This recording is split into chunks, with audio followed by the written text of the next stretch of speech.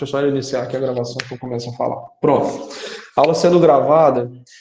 Pessoal, eu acho que eu comentei isso com vocês na aula passada. Acho não, eu comentei com vocês na aula passada, mas eu não tinha terminado de lançar as notas. Peço até desculpa porque eu me atrasei mais do que eu imaginava. Terminei de lançar as notas na sexta-feira, tá? Mas até ontem à noite, todos que haviam me pedido vista de prova, eu já tinha concedido com os comentários. Mandei o gabarito para vocês no final de semana. Tá? Então, resumindo aquela conversa, ou retomando aquela conversa, o que acontece? A gente teve uma média de notas muito baixa, né? De forma geral, muito baixa. Surpreendeu negativamente, né? Eu não esperava uma média de notas tão baixa.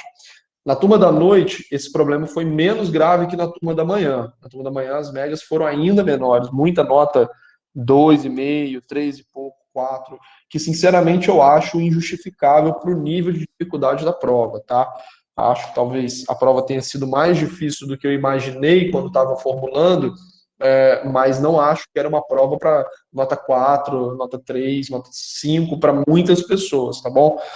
Bom, baseado nisso, e dentro do que a gente vinha conversando sobre a A2, a gente havia combinado de fazer um trabalho, né, para a A2, e que esse trabalho ele quebraria a nota, né, para a prova ter um peso menor. Por conta desses acontecimentos, eu decidi fazer o seguinte: esse trabalho ele vai valer 2, porém esses 2 pontos eles vão entrar como nota extra para a média de vocês, tá? Então a gente vai ter um trabalho valendo até 2, né? Ah, fiz o trabalho, tenho 2. Não, até 2 pontos extras, ok? E a prova vale 10, sem questão extra na prova, tá? Sem questão extra na prova, porque senão vai ter muito ponto extra ao longo do bimestre, não faz nem parte do escopo da faculdade, eu não sei nem se chegar na coordenação, se eu vou ser chamado a atenção, tá? Então a gente vai ter um trabalho valendo 2, ok? Esse trabalho valendo 2, ele vai somar a nota da A2, tá? E a prova vale 10. E esse trabalho, ele também vai ser o trabalho avaliado para aquele livro que eu comprei e tinha informado que eu faria, eu entregaria o livro, presentearia o livro para o melhor trabalho das duas turmas. Entre as duas turmas de análise econômica do direito, manhã e noite, vai ganhar o livro quem tiver, né, o melhor trabalho. Tá bom? Então, teremos o trabalho, esse trabalho vai valer nota extra, que vai somar na A2. Beleza? Entendi. Ah, professor, tirei 10 e tenho 2 pontos extras. E aí? Bom, e aí, parabéns, você vai ter o 10, tá? Não tem como ter 12.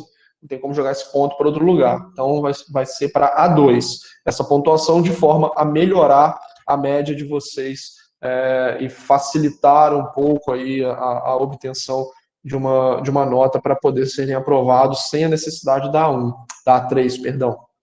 Ok? Entendido, pessoal, essa parte? Alguma dúvida?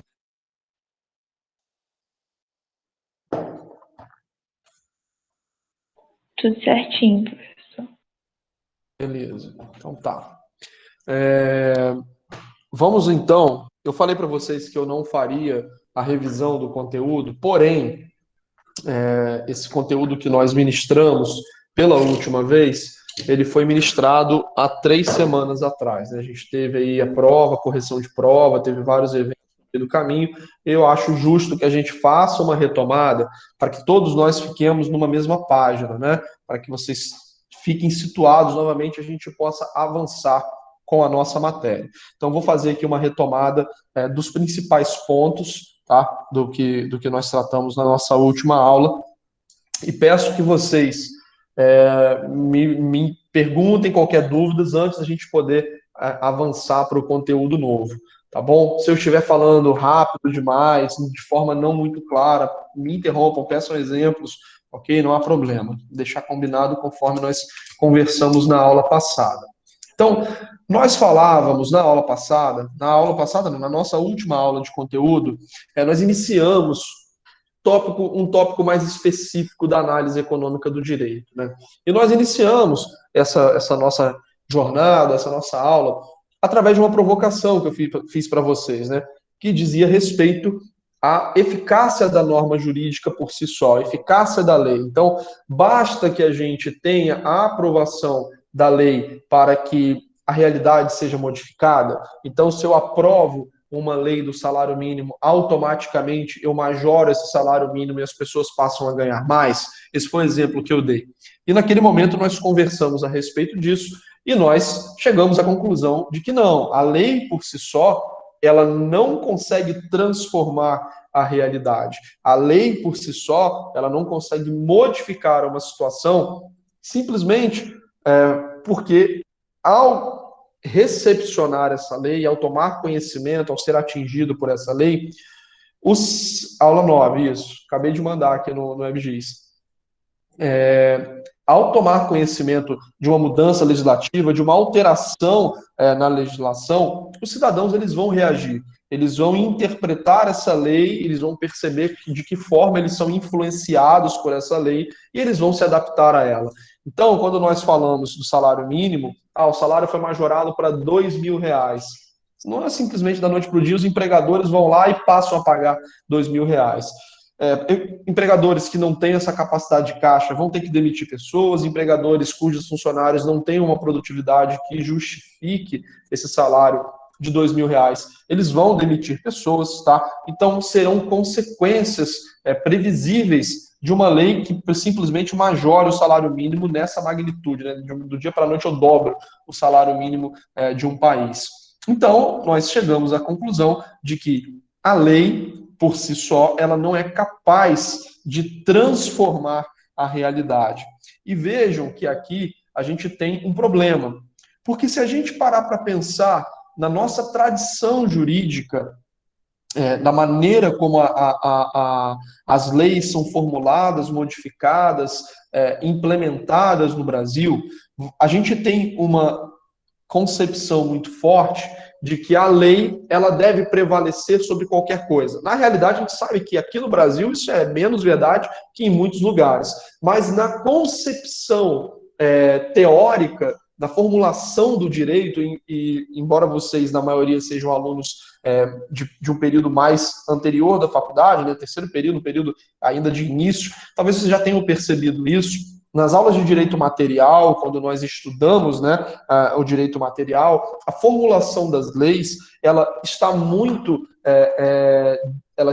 pautada no dever ser, né? Então a lei, a intervenção do direito, ela, deixa eu ficar ao contrário aqui, a intervenção do direito ela está muito no sentido do deve ser, do dever ser, né? Deve ser feito por isso. Então, o direito, ele está muito na parte do dever ser. O direito, ele olha para a realidade, ele olha para uma situação e muitas vezes tenta corrigir uma injustiça. Nós dizemos que esse tipo de abordagem é uma abordagem a priori, tá? Então, a priori, eu analiso uma determinada situação e determino se deve haver uma intervenção ou não. Ou seja, eu estou simplesmente tendo uma justificativa moral, uma justificativa ética para a implementação do direito. Eu não estou apresentando para vocês, não, pessoal? Putz, eu estou descrevendo sozinho aqui. Esqueci de... A minha cabeça está péssima. Ai, meu Deus. Vê aí se apareceu para vocês. Foi? Caraca, tô aqui escrevendo, né? Ainda bem que vocês me lembraram. Se eu chegar no final da aula, eu só falando para vocês, desculpa. Mas esse aqui foi o primeiro slide com texto, né?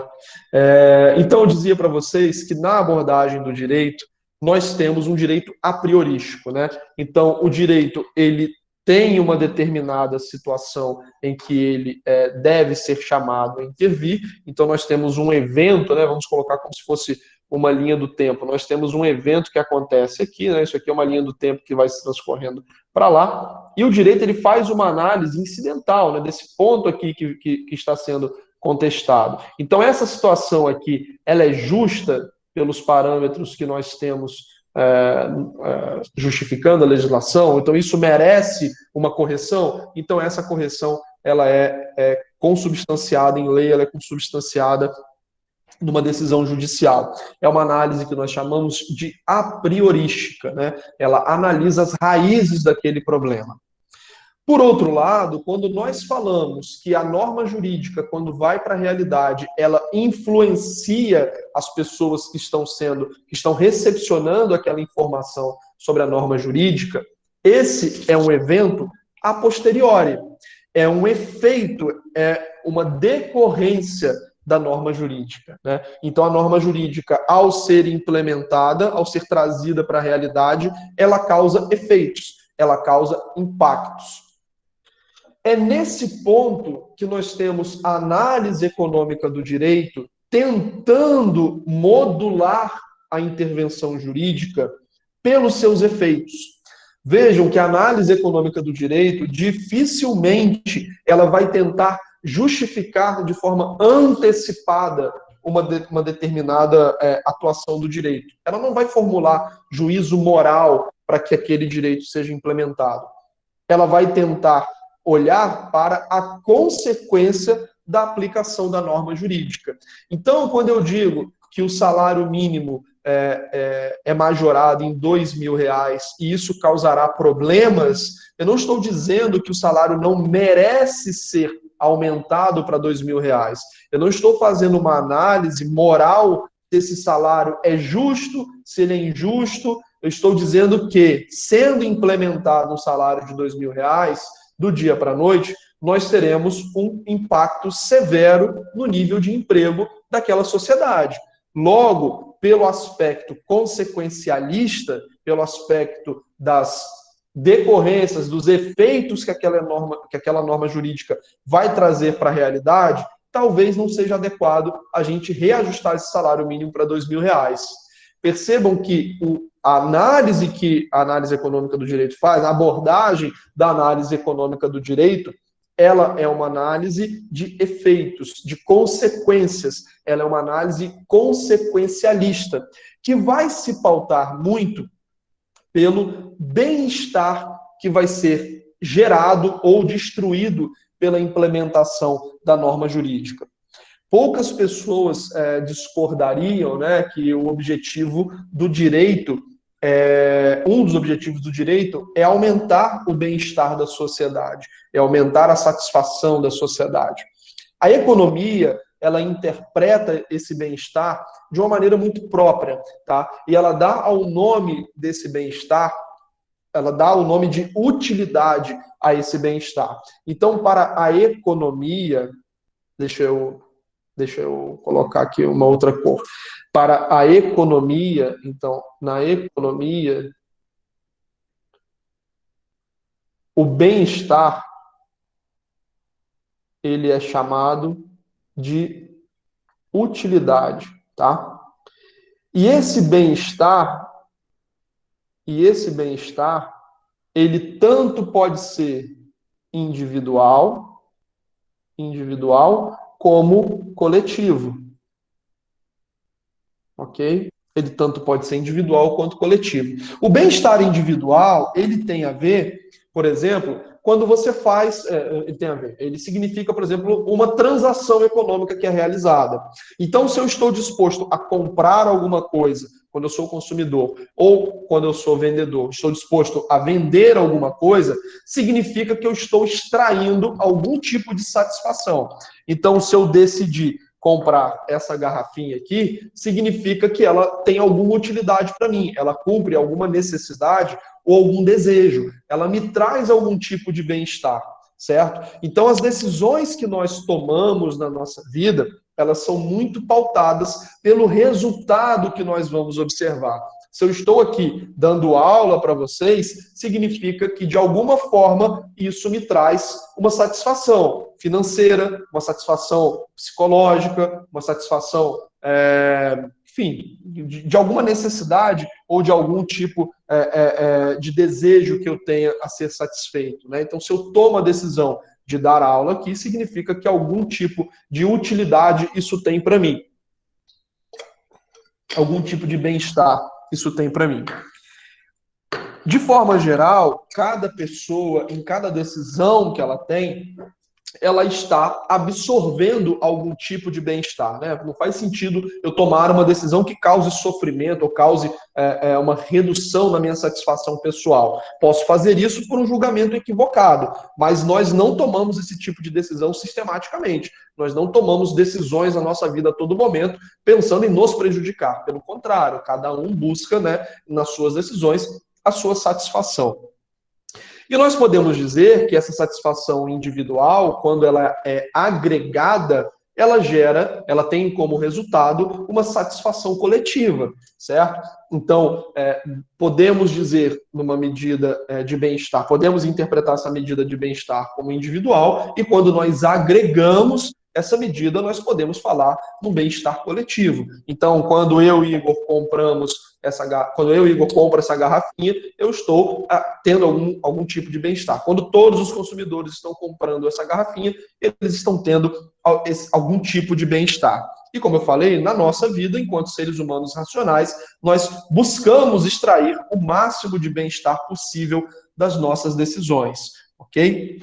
A questão é que enquanto seres humanos, nós interpretamos os incentivos, como nós já falamos várias vezes, aos quais nós estamos expostos, tá? E esses incentivos, eles vão modular a nossa ação. O incentivo, ele pode ser dado favorecendo a tomada de decisão em função de um bem-estar ou reduzindo, às vezes, um bem-estar que eu posso extrair de uma determinada decisão.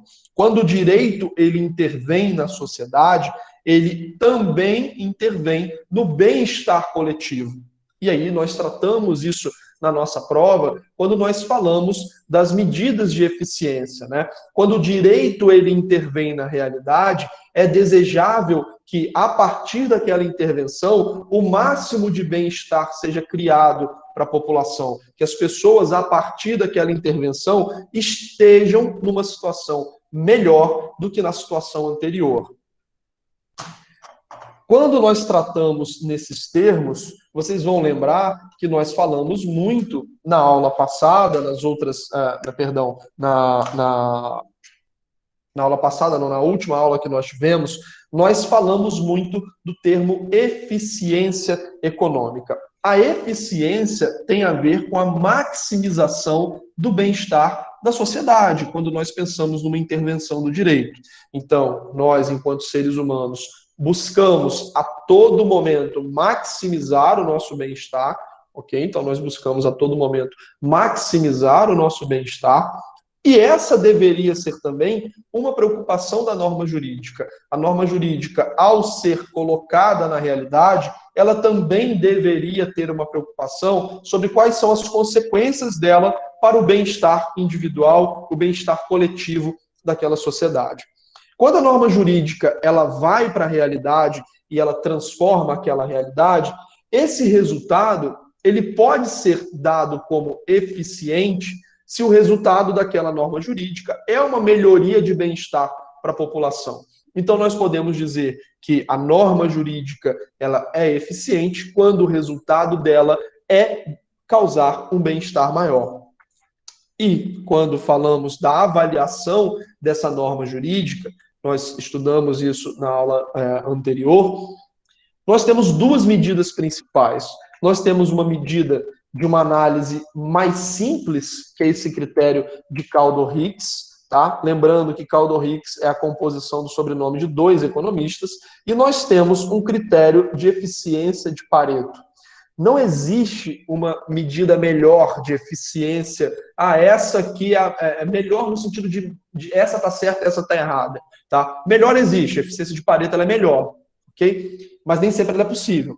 Mas não, a eficiência sob o critério de Kaldor-Hicks, ela não é equivocada, tá? Elas só são lidas de maneira diferente. Então, quando nós temos uma intervenção do direito na realidade, essa norma vai atingir uma série de pessoas e ela vai causar mudanças, né, nesse bem-estar, né, nesse sentimento que a população tem a respeito Peraí, só provar aqui uma entrada, eu perdi o mouse, onde está? Não, na verdade, acabou a pilha do mouse.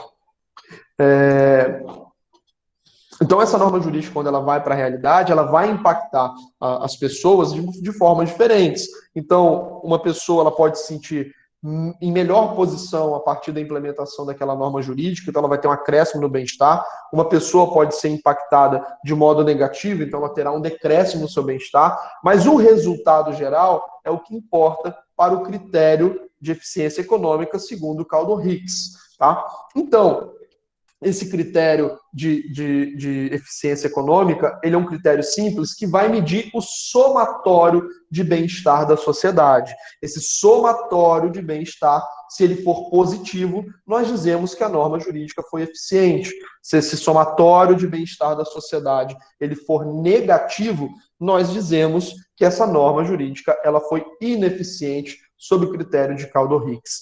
Então, o critério de Kaldor-Hicks simplesmente significa fazer um apanhado entre os impactos dessa norma jurídica. Ah, para fulano foi positivo, outro foi negativo, positivo, negativo, mas e a dimensão de cada um, se quando somada e subtraída for positivo, esse critério ele é dado como essa medida ela é dada como eficiente do ponto de vista econômico sob o critério de Kaldor-Hicks.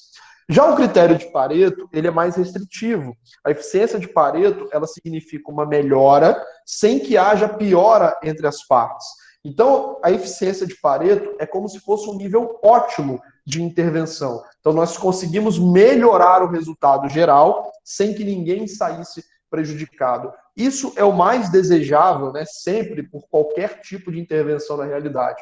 Sempre é melhor que você consiga intervir na realidade melhorando a situação geral sem prejudicar ninguém. Mas nem sempre isso é possível. Não significa que não deva ser buscado, tá? Principalmente em temas de regulamentação do direito, em temas de normas, de modificação de normas jurídicas que têm a ver especificamente com a economia. O ideal é você tentar modelar, né, uma modificação, implementação daquela norma que gere, né, um ótimo de Pareto, né, uma situação de equilíbrio em que as pessoas tiveram uma melhoria na sua situação, na sua realidade, e que ninguém foi prejudicado. Mas, não sendo possível, não significa, né, que o caso de haver redução no bem-estar de um cidadão, isso invalida a aplicação da norma jurídica. Não, ela pode continuar sendo eficiente desde que o somatório daquela intervenção seja positivo.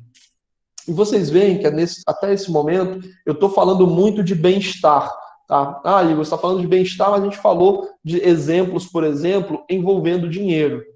Isso acontece porque essa medida de bem-estar, essa medida de satisfação, ela não é facilmente mensurada quando nós estamos falando simplesmente em bem-estar, em utilidade. Vejam só, todas as pessoas que vão a um restaurante e compram uma cerveja, elas estão tendo algum tipo de bem-estar naquela atitude, certo? Porém, com certeza, dentre aqueles consumidores de cerveja, tem uns que ficam mais satisfeitos do que outros com aquele primeiro gole, com aquela primeira cerveja que está tomando. Seja porque ele é um apreciador de cerveja, seja porque uma outra pessoa está com muita sede, seja porque ela gosta muito daquela marca, fazia tempo que ela não bebia uma cerveja, ela estava muito estressada, aquilo ia dar um certo alívio ao estresse. Mas, com certeza, no universo de pessoas que tomam uma decisão e se satisfazem com aquela decisão, há níveis de satisfação. Alguns ficam mais satisfeitos que outros. E medir isso de maneira incontável é muito difícil. Como é que você mede, né, a satisfação? Ah, eu estou com 20 pontos de satisfação, estou com 30 pontos de satisfação. Parece que é uma discussão infantil, né? Eu tenho filhas pequenas, né? Parece que quando estão disputando o controle da televisão da sala, né? Ah, eu quero ver isso, não, mas eu quero ver mais aquilo, e papapá. Porque isso não é facilmente mensurável, né? A alegria, a satisfação por uma decisão de consumo, isso não é facilmente mensurável. Por conta disso, ao longo do tempo, essas medidas de bem-estar, elas foram para cada vez mais coisas transformadas em medidas monetárias, no caso nosso, né, em medidas em reais. Ah, Igor, como assim? Não estou entendendo muito bem. Vou tentar dar um caso prático, né? Imagine que você e um amigo vão tomar Coca-Cola num bar, certo? Mas só tem uma Coca-Cola naquele bar. E não dá para os dois tomarem, não dá para dividir, ok? Não dá para dividir. Provavelmente vocês vão chegar num acordo sabendo que um gosta mais de Coca do que o outro. Ah, então tudo bem, eu vou tomar a Guaraná, ok? Então vai ficar com a Coca-Cola, a única Coca-Cola que tinha, a última bolacha do pacote, vai ficar com quem dá maior valor a essa Coca-Cola. Isso, numa situação em que você está com um amigo, é muito fácil você definir, certo? É muito fácil definir, já conversar com ele. Mas conforme você vai ampliando o universo de pessoas envolvidas, as pessoas não têm comunicação umas com as outras, né? Não é tão simples elas chegarem no acordo. Então, nós chegamos a um sistema de preços que reflete a valorização que cada pessoa dá para cada tipo de bem. E esse sistema de preços, ele funciona muito bem, tá? Ele é eficiente economicamente. Porque vejam só, imagine, eu vou dar um exemplo prático. Eu, Igor, vocês acham que eu já falei, eu gosto de tocar violão e tal. E agora, depois de quase 15 anos, eu estou disposto a voltar a tocar guitarra, que eu tocava quando era novo. Então, estou disposto a voltar a tocar guitarra. E eu estou procurando guitarras para comprar. Então, tem guitarras de todos os preços, né? Então, estou vendo alguma coisa ali na faixa de 2 a 3 mil reais para poder comprar uma guitarra. Se a única guitarra que tivesse no mercado fosse 10 mil, 15 mil, eu não ia comprar. Não justifica. O que eu extraio de satisfação para tocar guitarra não justifica esse preço para mim. Ok? Agora imaginem que um programa social ele vai distribuir guitarras, né? As guitarras estão em falta no mercado e um programa social vai distribuir guitarras. Imaginem que eu, Igor, me inscreva para esse programa e músicos profissionais também inscrevam para esse programa. Quem será que tem uma utilidade maior em receber guitarras? Eu, Igor, que sou um músico amador, nem amador, toco no final de semana, ou um músico, por exemplo, que precisa desse instrumento e está disposto a pagar mais, estaria disposto, minha guitarra, minha vida. Excelente programa de governo. Podemos lançar essa ideia. Então, essa guitarra ela faria muito mais sentido ser distribuída para um músico, para alguém que vive de música, para um colecionador, para uma pessoa que tem um nível vamos lá, sei lá, habilidade maior que o meu, ok? Então seria muito melhor que essa pessoa recebesse a guitarra. E seria mais eficiente entregar essa guitarra para ela. Se o governo ele entrega guitarras para mim, por exemplo, tá acabando o programa Minha Guitarra Minha Vida, entrega guitarra para o Igor. Eu não vou dar uma destinação tão eficiente quanto o músico. E numa situação normal, esse músico estaria disposto a pagar muito mais caro pela guitarra.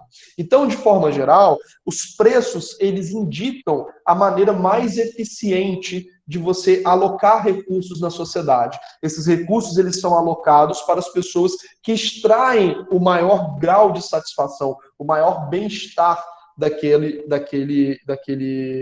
bem ou serviço pelo qual eles estão pagando ou o qual eles estejam vendendo, ok? Então o sistema de preços ele aloca de maneira eficiente os recursos na sociedade, porque ele privilegia as decisões de pessoas que terão uma maior utilidade, um maior bem-estar em relação àquela decisão. E quando nós somamos, né, pessoas tomando boas decisões, as melhores extrações possíveis de bem-estar nas decisões, nós temos um acréscimo de bem-estar da sociedade. E quando a gente reflete isso em preço, significa dizer que esse acréscimo de bem-estar significa um aumento de riqueza da sociedade. Então, essa eficiência econômica, ela tanto pode ser interpretada como uma abordagem para verificar esse nível de satisfação, tá? Isso está correto. Porém, convencionou-se a transformar essa medida, em medidas financeiras, em medidas monetárias, tá? Esse exemplo utiliza o critério de Kaldor-Hicks? Sim, porque no somatório de bem-estar da sociedade, né, nesse exemplo da guitarra, a satisfação gerada por uma pessoa que precisa daquela guitarra para trabalhar, ou para um colecionador, ela é muito maior do que se eu, Igor, recebesse. Tá? Então imagina que, deixa eu tentar fazer aqui um desenho, né, sem colocar valores financeiros, tá, o Diogo? Vamos lá, antes antes do Minha Guitarra, Minha Vida, né? Então, esse aqui é o cenário 1, antes do Minha Guitarra, Minha Vida. No cenário 1, né, nós temos aqui uma escala de satisfação. Eu não li sua segunda pergunta ainda, deixa eu só responder a primeira, eu já falo a segunda. Então, nós temos uma escala aqui de satisfação, e estou eu, Igor, aqui, e Kiko Loureiro, guitarrista, tá?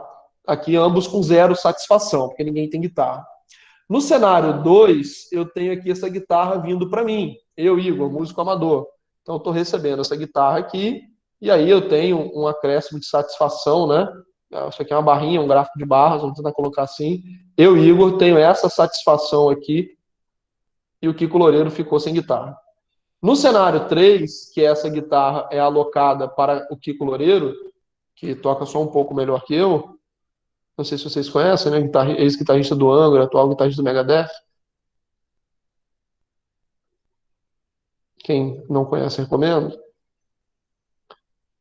Esse seria o grau de satisfação de Kiko Loureiro ao receber uma guitarra. Primeiro, porque ele é um músico profissional, ele vai fazer um uso dessa guitarra de forma muito melhor do que eu, ele vai ter uma satisfação muito maior de tocar guitarra do que eu, porque ele vive disso, ok? Passou a vida toda fazendo isso. Então, nesse cenário 3, ele seria o cenário mais eficiente também do ponto de vista coletivo, certo? Um cenário 2 está tendo um acréscimo de bem-estar, porém, o melhor cenário seria o cenário 3, que tem o maior bem-estar possível. E ainda que, por exemplo, eu tivesse perdido a minha guitarra para ir para o Kiko Loureiro, ainda assim eu estaria com uma situação cujo o resultado líquido seria positivo. Abranger um todo pensando em estimular a cultura no geral. Esse exemplo, assim, a gente já vai passar para outras abordagens mais amplas, né? Mas, de forma geral, né, não é exatamente estimular a cultura, né? Esse caso, seria alocar um bem para pessoas que dão maior valor a ele, que precisam mais disso do que eu. Aí eu dei um exemplo da guitarra, mas eu posso falar, por exemplo, de um Bolsa Família da vida, né? Imagina se eu, Igor, recebo um voucher do Bolsa Família, tá? E uma pessoa pobre usa, por mais que o valor seja igual, R$ 200 para cada um, os R$ 200 fazem muito mais diferença para uma pessoa pobre do que para mim, certo? Porque às vezes aqueles R$ 200 vai tirar aquela pessoa de uma situação de miserabilidade. R$ 200 para mim simplesmente vai acrescentar muito pouco na satisfação que eu obtenho ao tomar minhas decisões de consumo, certo? Então, se a gente puder extrapolar isso para outras coisas, por mais que o valor em reais seja idêntico, você tem um acréscimo de eficiência muito maior quando você direciona esse dinheiro para pessoas que precisam, certo? Por mais que seja a mesma quantia de reais, ele é muito mais eficiente quando é colocado nas mãos de pessoas em situação de miséria, certo? Então, por exemplo, a focalização que a gente fala dos programas sociais, ela é muito importante porque você gera um acréscimo de bem-estar na sociedade muito maior quando as pessoas que efetivamente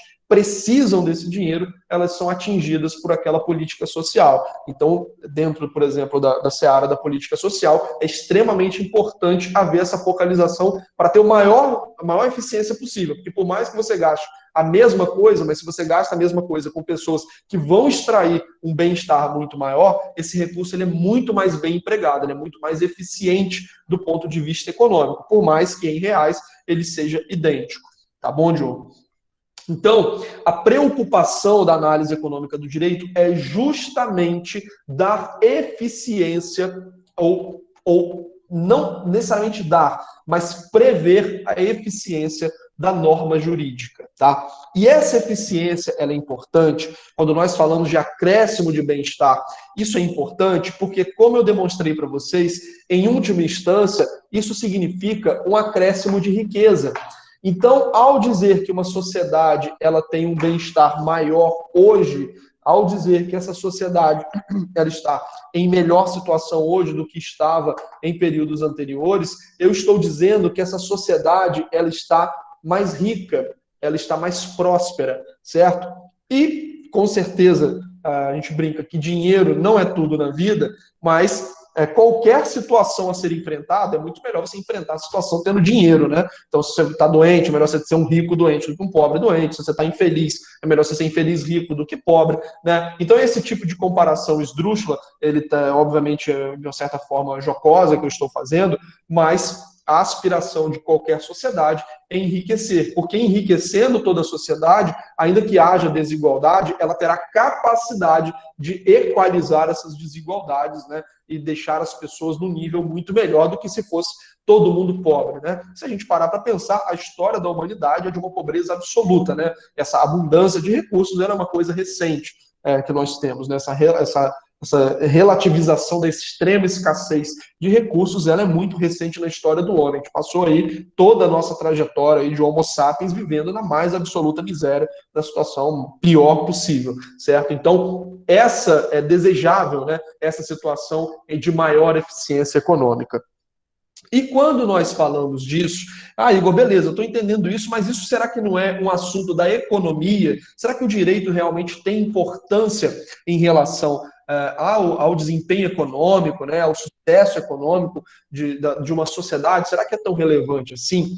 E aí a gente entra em um dos tópicos mais que ligam mais direito e economia, embora não seja uma análise econômica do direito propriamente, tá?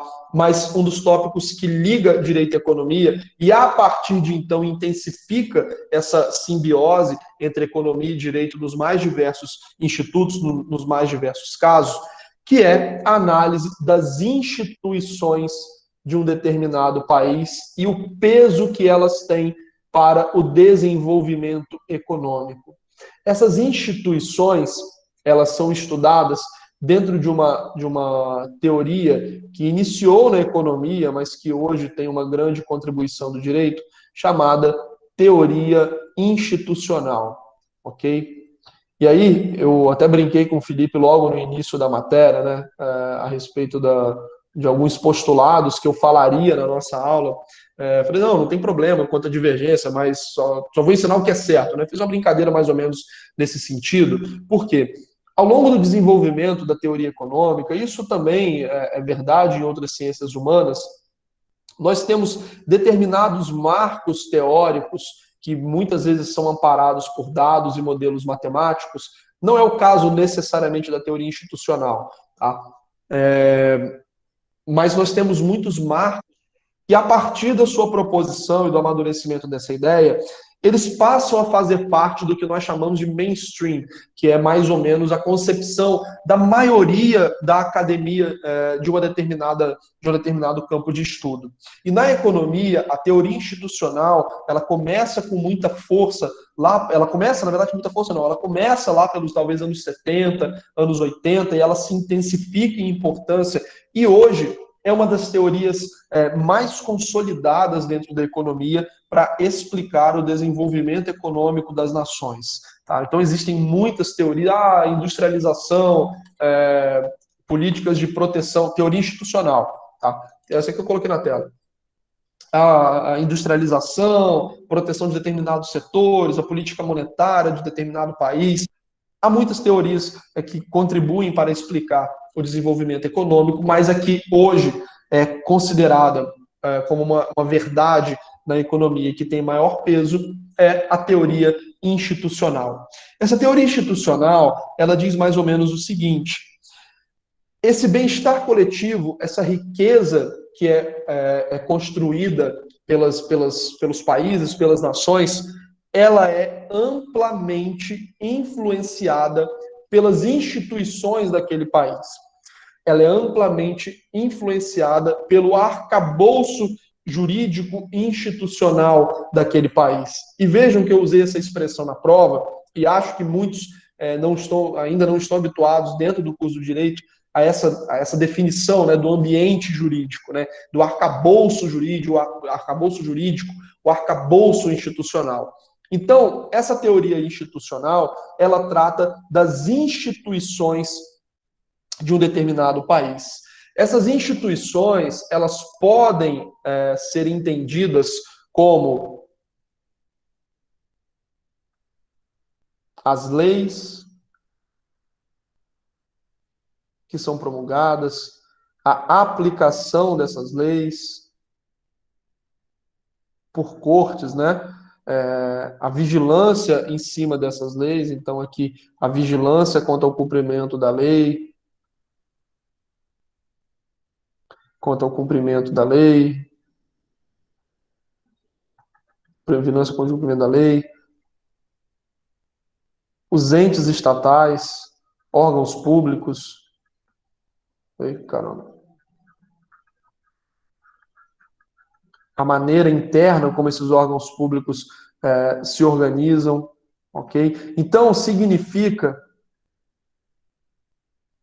todo esse conjunto de normas e conjunto de entidades, instâncias que o Estado possui para atuar na realidade, certo? A teoria institucional, ela avalia o peso que o apanhado dessas coisas tem para o desenvolvimento econômico de uma nação.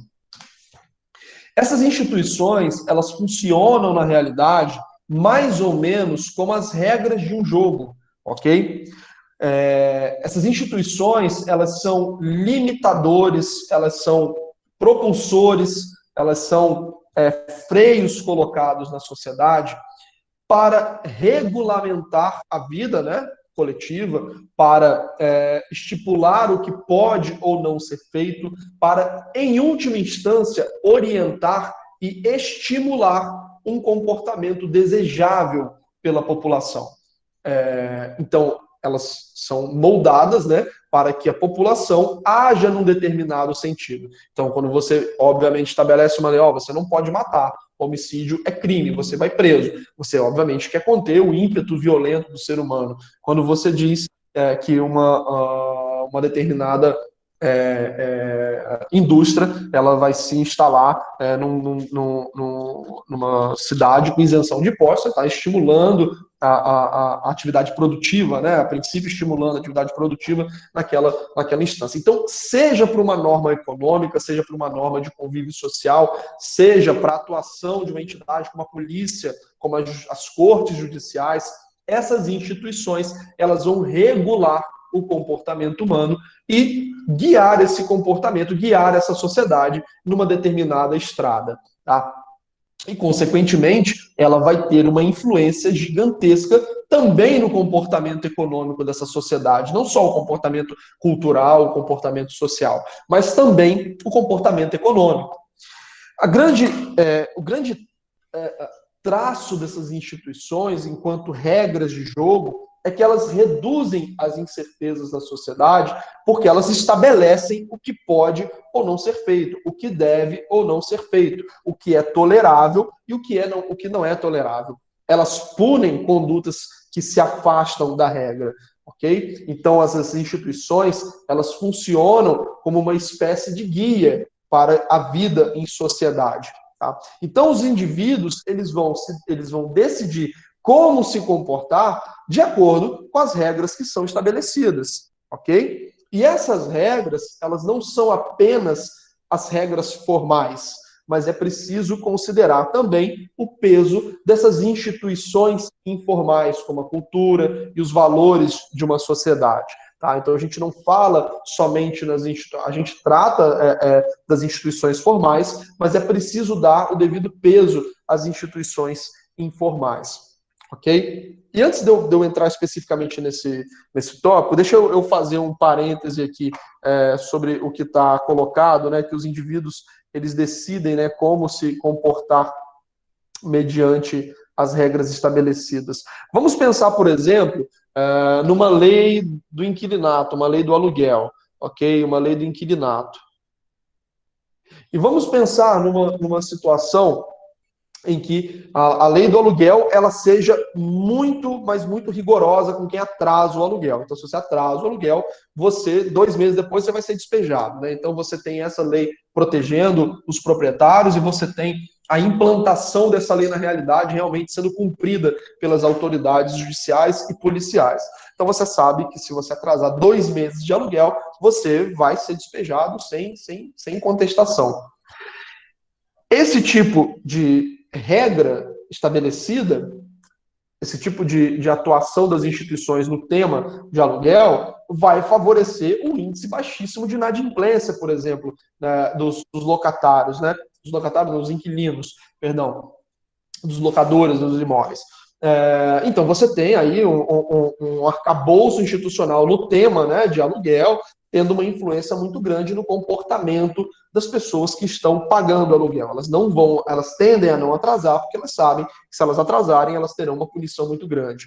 Do ponto de vista dos donos de imóvel, isso favorece a decisão de colocar imóveis em aluguel, porque você tem uma previsibilidade muito grande de receber o seu dinheiro, e você sabe que se houver qualquer problema, você simplesmente tira aquela pessoa do imóvel, né? Então, por um lado, você tem, para quem está morando de aluguel, um tratamento muito severo, isso diminui a sua propensão a atrasar o seu aluguel, então isso envia incentivos no sentido de que o custo de você atrasar o aluguel ele é muito grande, ok? Então você tende a não fazer isso.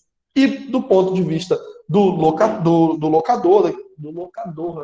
quem está locando, nem sei, enfim, mas quem está alugando aquele imóvel, do ponto de vista de quem está disponibilizando aquele imóvel para o aluguel, você tem um incentivo muito grande de colocar ele realmente, ofertar ele no mercado, porque você sabe que se tiver algum problema, você está protegido, ok? Então, o custo de você deixar esse imóvel aluguel é muito baixo, o benefício é muito alto nesse sentido, tá? Então, as instituições, as regras que regem a sociedade vão modular o comportamento social e, consequentemente, o comportamento econômico de uma sociedade. Dizer que, passando para o tópico seguinte, dizer que as instituições formais, que as instituições informais, elas também são importantes numa sociedade, isso precisa ficar claro, mas as instituições formais, elas de certa forma, as instituições formais e as informais, de certa forma, têm uma influência mútua. Sem dúvida, a cultura e os valores de uma sociedade têm um peso na maneira pela qual ela se organiza, mas a partir do momento em que essas instituições formais elas estão constituídas, elas também vão influenciar a sociedade. E aí vocês imaginem o seguinte, um caso, como por exemplo foi aquele em 2014 a 2017, 18 mais ou menos, né, os casos de apuração da Operação Lava Jato. Né? Nós, enquanto país, né, enquanto brasileiros, sabemos que a adesão do povo às normas jurídicas, né, a lei é muito baixa. Né? No Brasil, a lei ela é extremamente desprestigiada. Nós descumprimos a lei sistematicamente ao longo do tempo. Então, nós temos um problema, né, aqui no Brasil muito grande, que é aquela famosa lei que não pega, a lei que não é aplicada, enfim. E as nossas instituições foram criadas dentro desse ambiente, ok? A partir do momento que essas instituições são criadas, nesse ambiente leniente, né, com os desvios. Obrigado, Catarine. Obrigado. Locador, então. Eu inverti, eu acho, na hora de falar. Nem sei. Mas valeu. Eu nunca lembro disso. A partir do momento que essas instituições elas estão constituídas, vejam que se elas agravam esse problema, se de fato elas descumprem a lei, você gera um círculo vicioso, né? Você tem um problema de que o descumprimento por parte do Estado da lei vai fornecer exemplos para que a sociedade continue descumprindo a lei. Mas vamos pensar na Operação Lava Jato. Do dia para a noite, né, políticos passaram a ser investigados e empresários passaram a ser investigados e serem presos. Isso mandou uma informação para a sociedade, naquele momento muito positiva, de que, de fato, a lei valia para todos, pelo menos naquele momento. E você teve, sem dúvida nenhuma, algum impacto, por exemplo, nas práticas que eram feitas por empresários e políticos, mesmo que fosse pelo medo de serem pegos naquele momento, certo? Então, as instituições informais, que são a cultura e os valores, eles estruturam as instituições formais, mas o andamento dessas instituições formais vai influenciar as instituições informais. Isso significa dizer que boas instituições, elas influenciam positivamente a sociedade. Né? Então, se a gente constitui boas instituições, ou se por algum motivo naquele momento nós temos uma boa configuração institucional, isso se reverte em benefícios para toda a sociedade, porque essas instituições elas conseguem influenciar a nossa cultura e os nossos valores, ok? Essas instituições, quando nós analisamos, por exemplo, o caso do aluguel, o caso da pessoa que coloca o imóvel para alugar, da pessoa que avalia se ela atrasa ou não o aluguel, isso reflete o fato de que essas instituições elas têm influência nos custos e benefícios que nós extraímos de cada uma das nossas atitudes dentro da sociedade. Tá? Nós dizemos que essas instituições elas têm influência direta sobre os custos totais de transações e custos totais de produção. Então, veja só, eu moro num país em que eu sei que se formalizado um contrato perfeitamente jurídico, acho que é esse, perfeito, juridicamente perfeito, jurídico, não viajei, juridicamente perfeito, perdão pela gafe, juridicamente perfeito com a outra parte, se aquilo é lei entre as partes, né? Então, se eu tenho uma sociedade na qual os contratos firmados eles têm uma grande probabilidade de serem cumpridos, porque eles estão protegidos pela própria legislação e pela aplicação dessa legislação, eu estimulo pessoas a contratarem entre si, eu estimulo pessoas a fazerem negociações. Se eu tenho um país no qual uma determinada regra, por exemplo, aquela indústria vai se instalar no lugar e ela tem um benefício fiscal por 20 anos. Se eu sei que aquele benefício fiscal ele vai permanecer de fato por 20 anos, eu tenho um estímulo à produção porque eu tenho previsibilidade do que eu vou fazer por 20 anos. Porém, se eu moro num país em que negócios juridicamente perfeitos, caraca, é isso mesmo, juridicamente perfeito, tá certo, agora até eu confundi. Juridicamente perfeitos, eles podem ser contestados futuramente. Então, eu fechei um contrato, ele estava totalmente de acordo com as regras vigentes, mas uma das partes judicializa aquela questão e um juiz resolve contestar aquela regra, porque ele entende que ela não deve ser aplicada, ou porque houve um caso precedente julgado, enfim, qualquer que seja o motivo, aquele negócio está sob risco. Se eu tenho uma decisão de uma concessão tributária, né, de um benefício tributário, e daqui a 5 anos esse benefício tributário é revisto por uma nova administração pública, por uma entidade jurídica, né, por alguma instância jurídica, isso reduz a previsibilidade, isso reduz os incentivos a produzir, certo? Isso impõe algum tipo de custo à decisão de transacionar ou à decisão de produzir. Okay? Então, essas instituições, elas tanto podem onerar as decisões econômicas, quanto elas podem desonerar no sentido de dar mais previsibilidade às decisões que estão sendo tomadas, certo? Nós dizemos que, então, as boas instituições, elas reduzem os custos das decisões econômicas quando elas possuem regras previsíveis e segurança jurídica de que o que foi estabelecido de fato será cumprido e que se algo fugir do que está pactuado, aquilo será corrigido de maneira oportuna.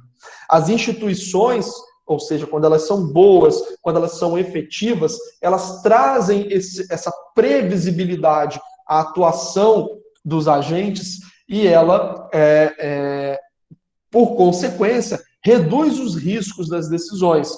Isso gera um ambiente mais favorável de trocas, isso gera um ambiente mais favorável de negócios, isso gera um ambiente que causa um aumento de produtividade, um aumento de bem-estar na sociedade, logo, um aumento de riqueza. Então, as instituições, quando bem configuradas, elas vão trazer um ganho de eficiência para a sociedade que vai se refletir, que vai se reverter numa maior riqueza ao longo do tempo, numa maior prosperidade. Por conta disso, nós dizemos que essas instituições, elas desempenham um papel extremamente relevante no sucesso econômico das nações, né?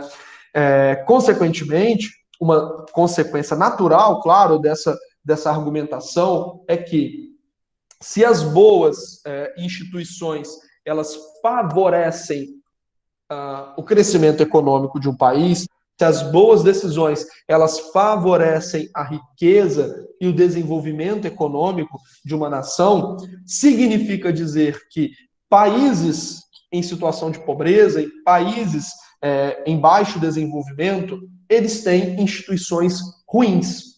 Então, uma consequência natural dessa argumentação de que instituições que conferem previsibilidade, segurança, elas funcionam e geram prosperidade, uma consequência desse raciocínio é dizer que países pobres têm instituições ruins.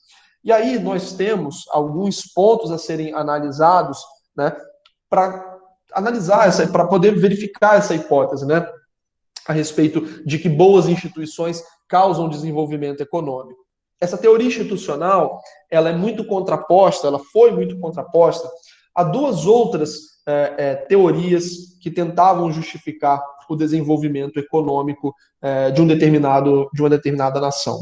Uma dessas teorias, ela falava muito a respeito das riquezas naturais de um país, da posição geográfica. Olha, os países da Europa, os países do norte, talvez eles sejam mais ricos porque eles têm uma posição geográfica privilegiada, porque eles têm uma riqueza natural privilegiada, né? Então, solos mais férteis, eles têm acesso ao mar e, consequentemente, fazem mais negócios por isso.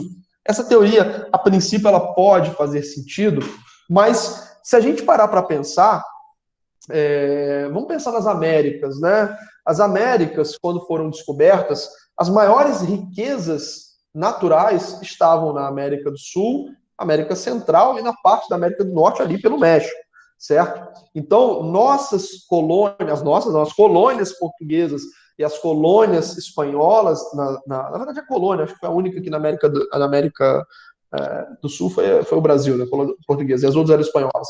Mas as colônias portuguesa e as colônias espanholas, elas eram extremamente ricas em recursos minerais, né? Nós tínhamos muito ouro, muita prata. Não obstante, nós somos nações subdesenvolvidas, ou em desenvolvimento, ou emergentes, né? Qualquer que seja a classificação, enquanto, por exemplo, Estados Unidos e Canadá são nações desenvolvidas, né?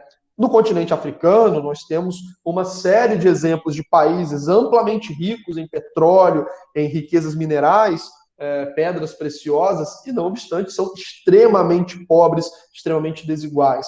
Isso também é verdade em muitos países ali daquela Península Arábica, né? Ali daquela região da Ásia, África, ali daquela comunicação, em países que têm muito petróleo, por exemplo, mas que têm situações calamitosas de desenvolvimento econômico, certo? Então, essa hipótese da geografia, das riquezas naturais, ela fica enfraquecida quando a gente analisa, por exemplo, esses exemplos, né? O próprio Japão, um país que um monte de problemas com desastres naturais, né? Um país disperso em diversas ilhas, o que dificulta, obviamente, sem dúvida nenhuma, você conseguir crescer, né, enquanto nação única. Não obstante, o Japão ele é um país bastante rico, né? Então essa hipótese geográfica ela não parece justificar o desenvolvimento econômico. Uma outra hipótese que se levanta é que alguns traços culturais, alguns valores da sociedade, eles favorecem o desenvolvimento econômico, né? E isso não estou entrando numa seara de o preconceito, que alguns valores, não é isso. De fato, pode haver algum tipo de prática disseminada na sociedade que tenha uma vantagem maior econômica quando comparada a outras nações. Mas quando a gente analisa, por exemplo, a Coreia, né? Coreia do Sul e Coreia do Norte, a população compartilhava de valores, língua, cultura semelhante. Porém, a partir do momento que elas adotam modelos diferentes de desenvolvimento, existe uma diferença muito grande, hoje é colossal, né, essa diferença entre o desenvolvimento econômico de uma nação e outra. Então, a nação do Sul, ela se desenvolve muito, e a nação do Norte, né, da Coreia do Norte, ela é hoje um dos países mais pobres do mundo. Então, essa questão cultural, essa questão de valores da sociedade, também não parece refletir o desenvolvimento de um país. Até porque, quando a gente pensa em Portugal, Brasil, Portugal é muito mais desenvolvida que o Brasil, né? Mas vamos analisar a colônia brasileira, as colônias espanholas, né? A Espanha também é um país muito desenvolvido, né? A Holanda, que colonizou muitos países aqui, colonizou países na África, a Bélgica colonizou países na África, Inglaterra colonizou diversos países. Por que em alguns países houve um desenvolvimento e outros não? Países que eram amplamente ricos, por exemplo, em recursos minerais, como era o Brasil, como eram os outros países, por exemplo, da América Latina, qual era a lógica das regras aplicadas às colônias? Essas colônias, elas vão ser extraídas o máximo possível. Nós vamos extrair o máximo de recursos possível para a colônia, certo?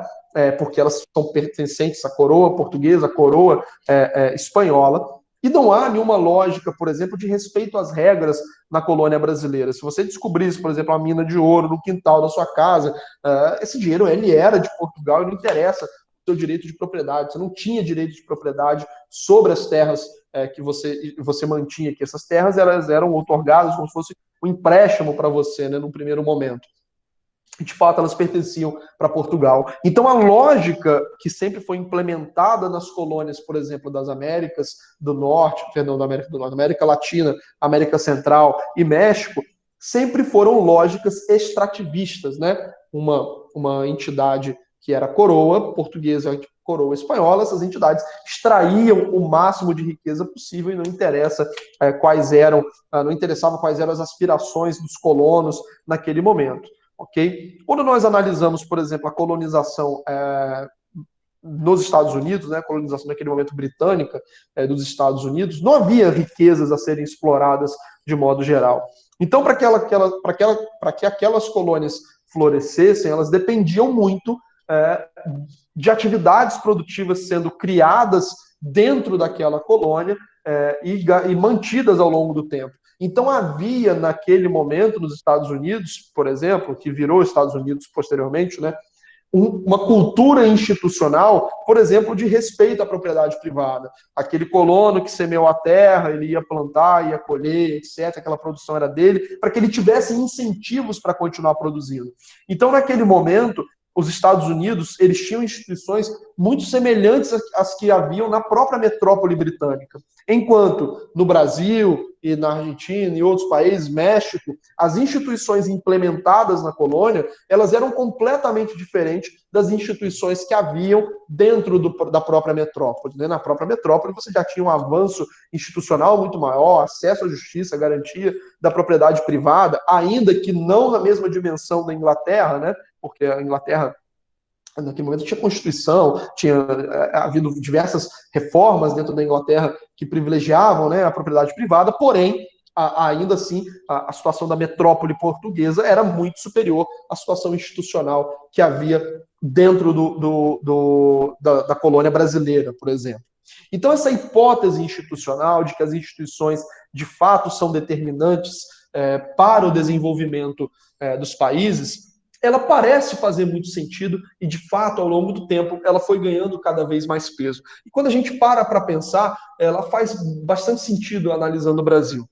Bom, Igor, se essas instituições boas, elas contribuem muito para o desenvolvimento do país, por que a gente não copia, né, esse desenvolvimento? Né? Por que a gente não traz simplesmente para cá esse modelo que deu certo e coloca para rodar aqui, igual os Estados Unidos tem, sei lá, suas agências reguladoras, as leis, etc. Infelizmente, não é tão simples assim, né? Quando a gente fala dessas boas instituições, a gente não pode perder de vista que essas instituições elas não foram criadas da noite para o dia e que elas não foram pensadas e implementadas. Isso foi uma decorrência natural que absorveu muitos dos valores que haviam na sociedade, o contexto histórico. Então, existe, primeiramente, um peso muito grande das instituições informais de um país. E não necessariamente você copiar o modelo que funcionou em outro país vai funcionar da mesma forma na nossa nação, certo? Nós temos algumas questões específicas, momento histórico diferente, momento tecnológico diferente. Então, simplesmente copiar as instituições de outros países pode não ser tão simples assim, por questões mais amplas, como as questões culturais.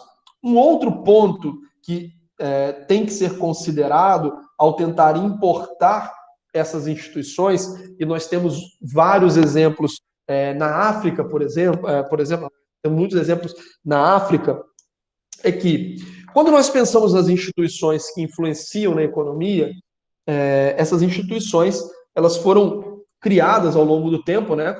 mencionei aqui, e elas são gerenciadas, né, nesse momento presente por algum grupo, né, por algum grupo. Podem ser, por exemplo, funcionários concursados, um grupo político, ok?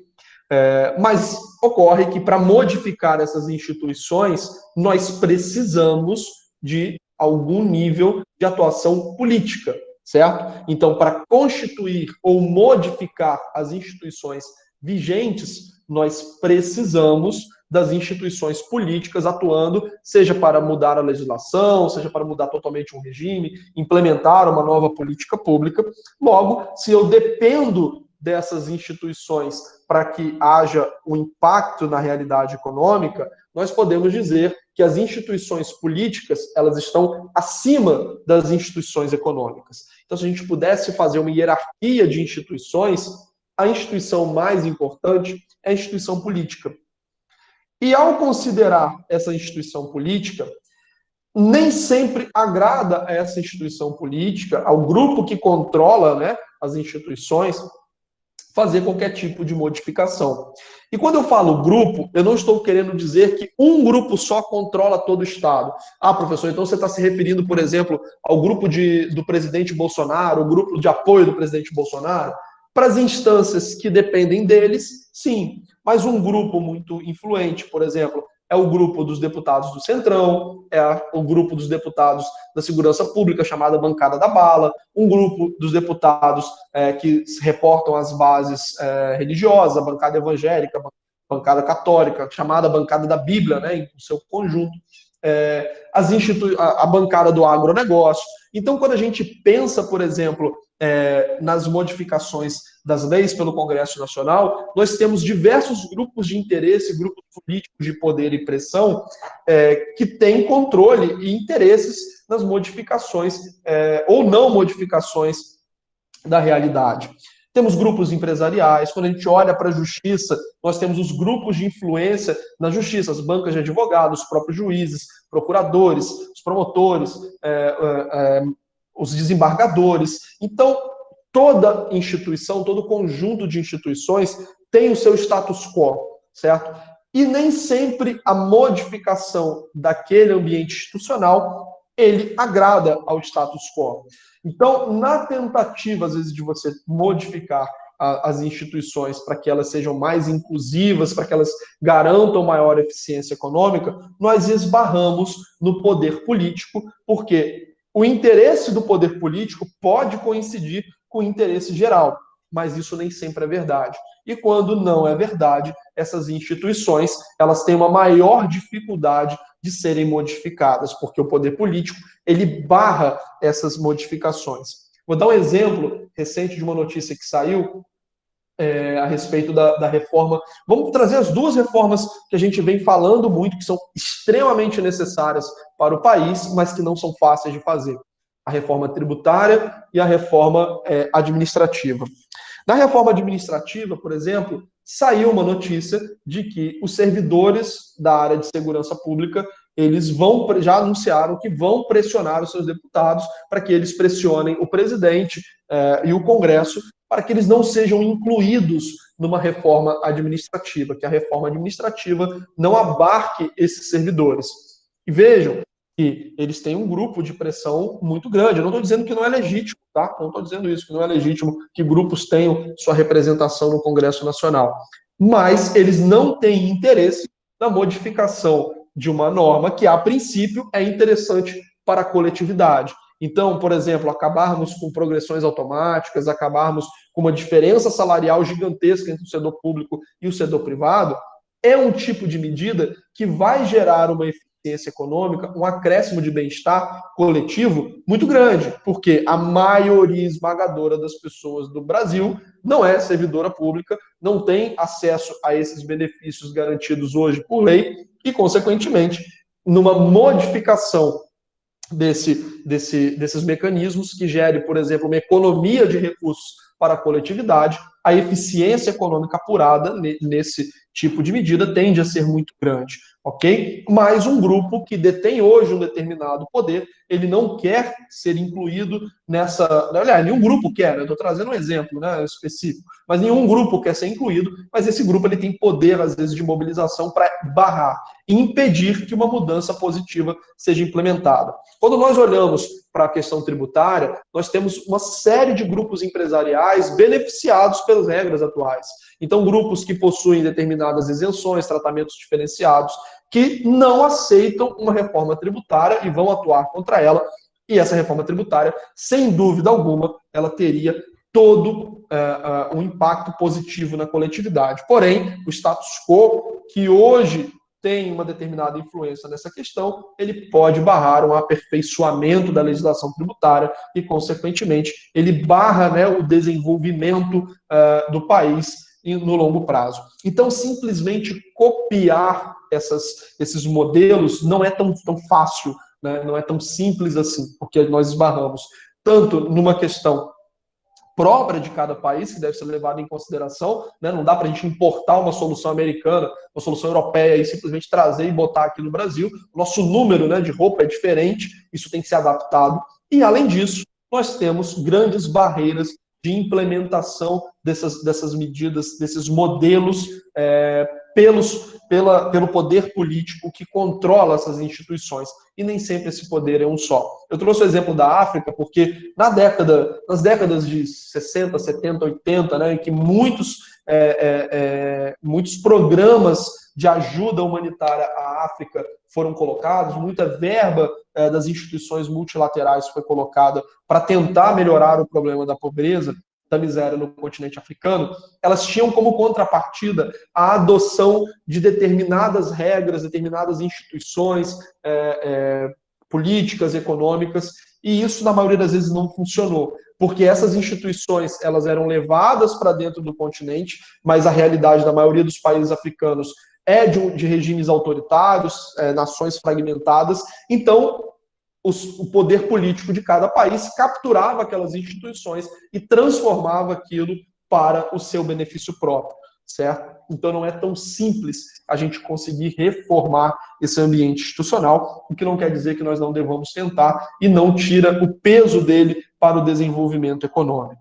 E ter esse entendimento de que o conjunto institucional, o arcabouço institucional jurídico de um país tem peso relevante para o nosso desenvolvimento, justifica mais ainda o interesse que o direito tem na contribuição da economia para a sua disciplina. Se nós dizemos que o todo é importante, é porque cada parte dela é importante. Então, a maneira como o direito ele se configura, por exemplo, nos direitos de propriedade, no direito contratual, no direito do trabalho, no direito societário, isso tudo vai contribuir para a formação do que nós chamamos muito na economia de big picture, que é como fosse aquela tela completa, né? Mas a foto completa ela é composta de várias composições. E a partir da nossa próxima aula, nós vamos começar a estudar cada uma dessas composições, já com a noção de que a sua reunião forma esse ambiente institucional no qual nós estamos inseridos e que faz diferença extremamente grande para o nosso desenvolvimento enquanto nação.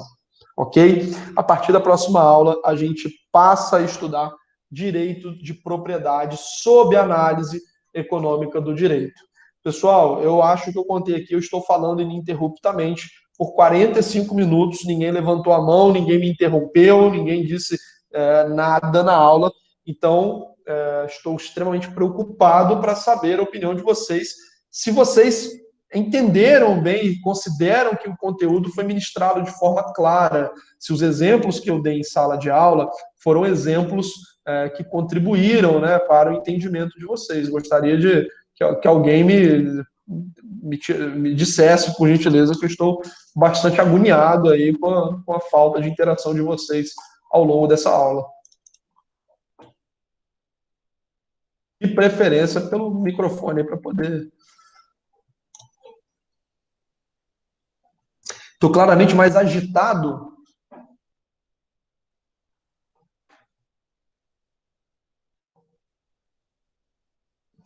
Como assim? Explica aí, Catarina. Não entendi, não. Eu acho que você gosta muito desse tema, porque hoje você está mais agitado do que nos outros dias. Ah, entendi. Mas isso prejudicou o entendimento de alguma forma, eu ter engatado essa Para mim, explicação? não, de forma nenhuma. É que eu estava anotando, né? Mas para mim não prejudicou, não. A minha preocupação é realmente vocês estarem quietos e por não estarem às vezes, entendendo nada, né? Putz, entendendo nada, deixa pra lá, depois eu vejo. Bom, alguém consegue aí, pessoal, me dar mais algum feedback? O Diogo colocou, professor, eu entendi, mas para o melhor entendimento, vou assistir a gravação, recomendo, não só dessa aula, mas sempre, né, podendo acompanhar as gravações. Rosenberg, tá aí, Rosenberg? Você me deu um feedback, você o... Quem foi que me deu outro feedback? Foi o Luiz acho que não tá aí, não. Foi o Luiz Cláudio, acho que falou na aula passada.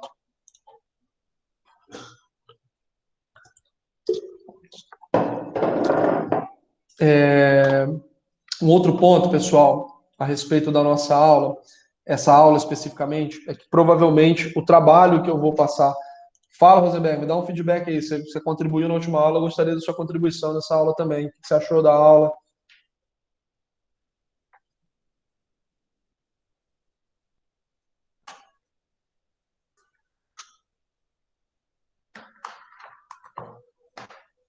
Bom, você está digitando, deixa eu continuar a explicação que eu estava falando.